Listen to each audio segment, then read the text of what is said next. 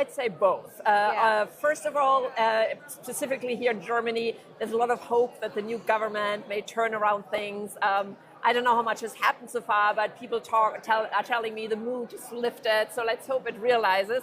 As a behavioral economist, I of course believe in psychology being really important. So let's go with that. But then also, I mean, in light of what's happening in the world, in light of geopolitical movements, economic policy being a complete change to relative to what we're used to from the US, Europe increasingly seems like this safe haven where things still work, rule-based the way they used to work, and that could indeed translate into being an attractive place to invest and do business. So I think that's the big hope right now. Yeah, you have been referring to that fiscal package. We've just been hearing as well from the government like first signs that they're really going to be big on spending. So will that be enough? Well, it depends on how it is spent. So the big worry is, of course, that a lot of the money will be spent in a kind of consumptive manner, meaning, you know, the gifts to clientele, the add-on for gastronomy, subsidies for farmers. And what we really need is true investment in infrastructure. That used to be one of the strengths of Germany, that you can rely on infrastructure in Germany. Famously, that's not quite the case anymore. In education, in the future of the people who actually work in the companies. Of course, defense is part of it as well. So as the Council of Economic Experts, we are watching closely where the money is being spent on. We do have to thank the Green Party, actually, who kind of requested that this money is spent on additional investment before agreeing to vote on it. Whether that will be put into practice is a different question. We most likely will hear first structural reforms mid-July, on the 11th of July. I think it's one of the last sessions of the Bundestag before heading into the summer break. What are you expecting? Are we getting some real things done until the summer break?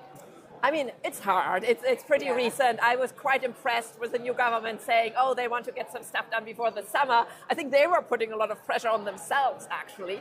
Now, there's some obvious steps you can always think about. You can think about what you do in terms of taxes, tax deductibility, putting some of the stuff in place which has an effect right away on the bottom line of the firms, you know, can't hurt, obviously. However, I'm a little nervous whether that means that the attitude might be, oh, let's just go back to the usual economic policy tools that have worked so well in the past, say in the 80s and even 90s when we had higher growth, and magically growth will come back. And, you know, times have changed. We need new technologies. We need different orientation towards future-oriented young companies.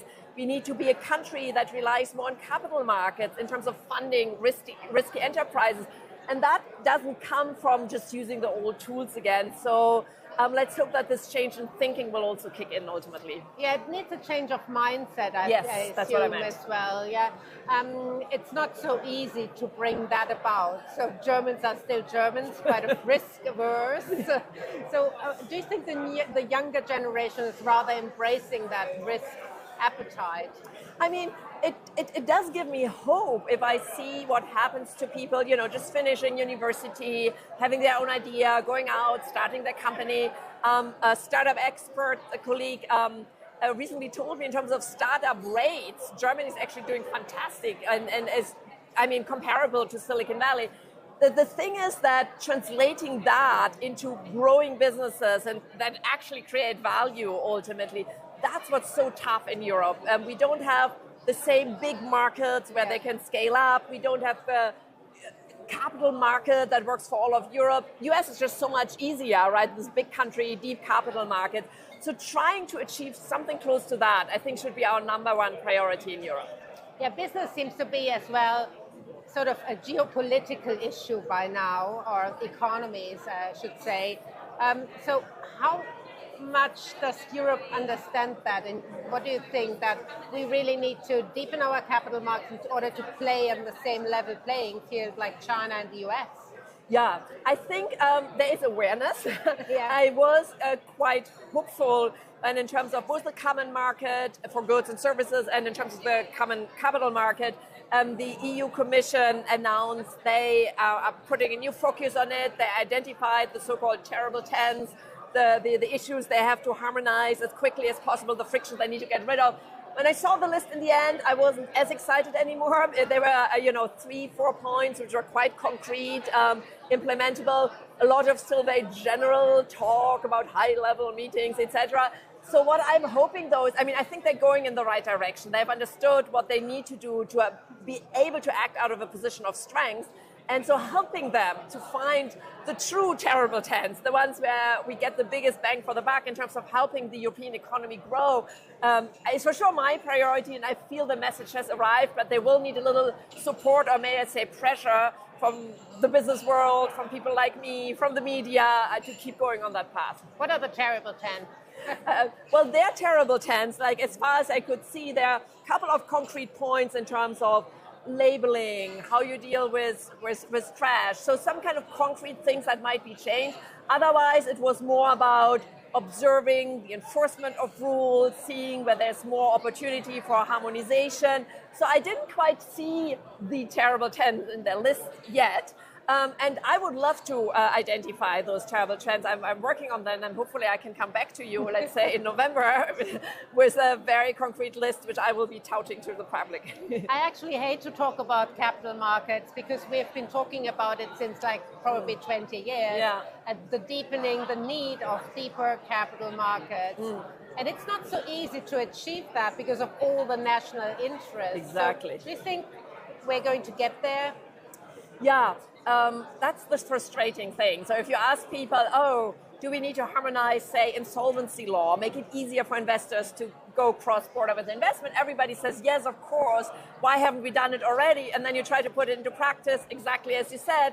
Every country thinks that their own national insolvency law is the best, and then we get stuck there. However, given the pressures, I have seen more movement, for example, towards a 28th regime, towards kind of coming up with a common agreement, which might not substitute national laws, but something firms could use. I don't have the answer, but I think when, if not now, is the moment to use this crisis to put into place. That would give us, quote unquote, for free, for very little money, the opportunity to play a role in the global economy and global trade. If we don't use that, we have for sure lost it. So I'll do my best. I hope others will do their best, and maybe we have a chance to get there. If I look at the power formation globally, it seems that Europe is the nice child. If you compare it to the US and China, do you think we have to toughen up? Well, nice child also has some advantages, right? Nice child in terms of being reliable, well-behaved, don't act up. That could be a good environment, right? To have your headquarters, to invest, to do business. So there's some good aspects of it. Instead of, toughening up, maybe that's the right way to put it. I like to think about it, just strengthen the economy internally. Like, give firms, which are now so desperate because of constantly changing tariff regimes, constantly changing geopolitical situations, they're so desperate about their usual trade connections, trade routes. Well, give them the opportunity to grow internally within the European Union. And there they have the stability and the growth opportunities. So that's my hope.